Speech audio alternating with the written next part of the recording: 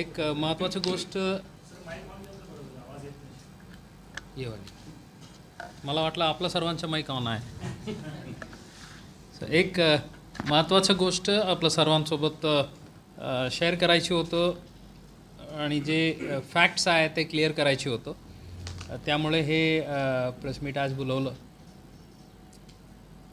मागच्या आठवड्यात एक इन्सिडेंट रिपोर्ट झालं होतं. आयान भगवान म्हणून एक युवक आहे. ते व्यवसाय त्यांच्या भाजीपाला विक्रीच्या. त्यांना काही मुलांनी मारहाण केलं आणि त्यांना आणि त्यांचे एक साथीदार आहे ज्युव्हेनाइल, ते दोघंजणांना मारहाण केलं म्हणून त्यांनी फिर्याद दिलं होतं. आणि त्याच दिवशी रायट अलॉंग विथ हर्टच्या गुन्हे दाखल करून पुढील तपास सुरू केलेला आहे. त्यापैकी 3 आरोपी अटक केलेले आहेत आणि ते अजूनसुद्धा न्यायालयीन कोठडीत आहे. आणखी 9 आरोपी आयडेंटिफाईड आहे, नावाने आहे. एकूण 12 आरोपी आयडेंटिफाईड आहे. त्यापैकी जे बाकी 6 आज ताब्यात घेऊन पुढील अटक प्रक्रिया सुरू करत आहेत. उर्वरित जे 3 आहेत ते पण शोध प्रक्रिया सुरू आहे. आणि त्याच दिवशी ज्या दिवशी यांच्या कंप्लेंट होतो त्याच दिवशी एक पीडित महिलाचा कंप्लेंट होतो. यांनी त्यांच्या दुकानासमोर येऊन छेडखानी करत आहेत वगैरे वगैरे. त्यानुसार एक 354 बाधावी कलम अंतर्गत गुन्हे दाखल करण्यात आलं होतं. आणि एक विधी संघर्ष बालिका आहे, तिचं एक कंप्लेंट आहे. त्यावर एक 354 विथ पोक्सो ॲक्ट याच आरोपी विरुद्ध, म्हणजे हे आयान भगवान जे आहे त्यांच्याच विरुद्ध पुन्हा दाखल करण्यात आलं होतं. सो एकंदरीत आतापर्यंत तपासामध्ये हे निदर्शनास आलेलं आहे. ते काही टेक्निकल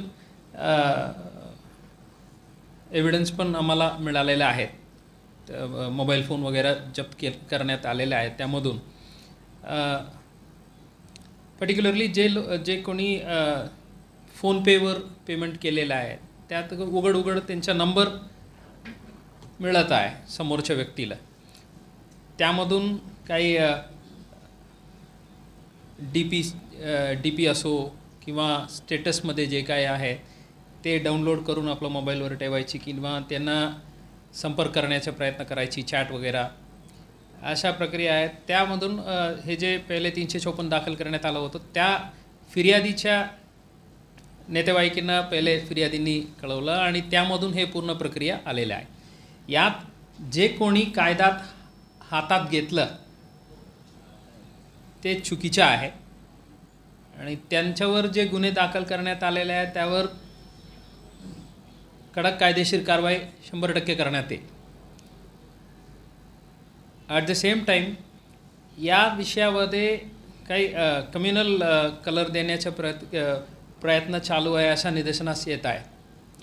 जे गोष्ट 354 म्हणजे एक महिलांच्या छेडखानीमधून सुरू झालेल्या आहेत आणि त्यांच्या नातेवाईक आणि त्यांच्या मित्रांनी हे कृत्य केलेलं आहे. त्यांनी जे कायदा हातात घेतलेला आहे ते अत्यंत चुकीचे आहेत. कोणी अशा करू नये. आणि ज्यांनी केलेलं आहे त्यांना आम्ही एक गुन्हेगाराला जे कारवाई करणार आहे तसाच त्यांच्या पण कारवाई होणार आहे. पण यात काही व्यक्ती किंवा ऑर्गनायझेशन असो किंवा इंडिव्हिज्युअल व्यक्ती असो टोटली एक कम्युनल कलर देऊन तशा आता सोशल मीडियाला पण आम्ही ऑब्झर्व केलेलं आहे. हे जे व्हर्जन जे आहे हे जे नॅरेटिव्ह जे आहेत ते चुकीचे आहेत.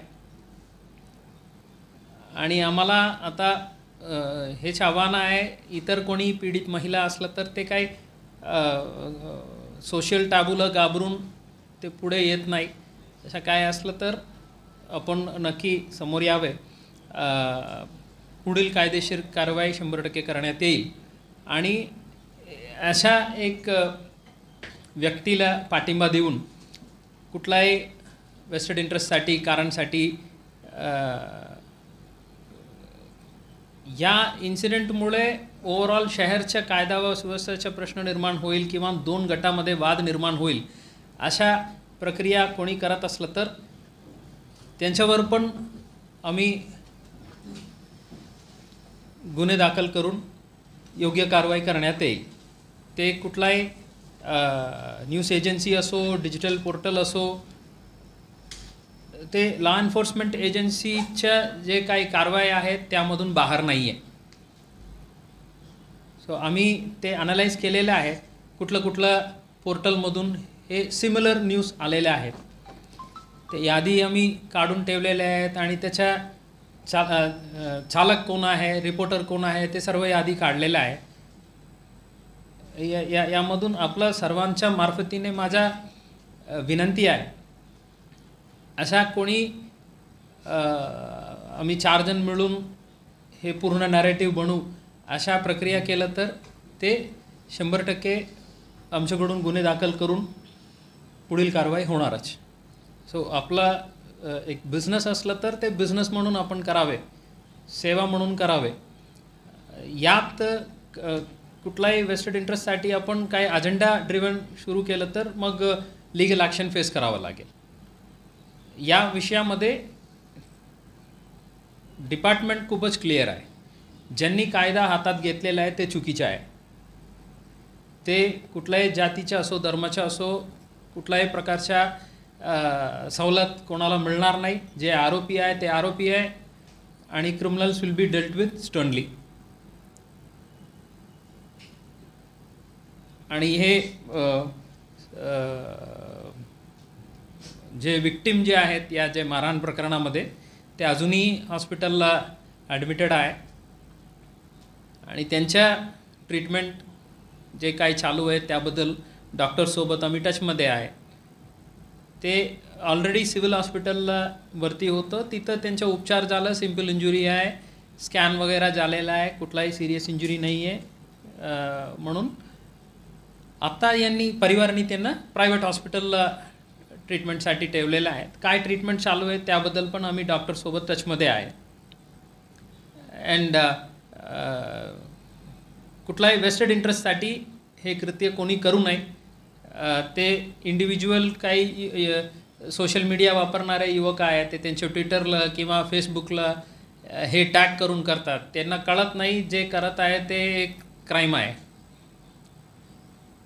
4 फ्रेंड्सनी ते स्टेटस ठेवलं म्हणून मी पण ठेवलं, पण गुन्हे दाखल झाल्यानंतर त्यांना कळेल हे सायबर क्राईम आहे आणि त्यांनी जे डिजिटल फुटप्रिंट सोडलेलं आहे ते कुठल्याही प्रकारे ते मागे घेऊ शकत नाही. माझ्या वॉलला स्टोरी आला तर ते आलंच.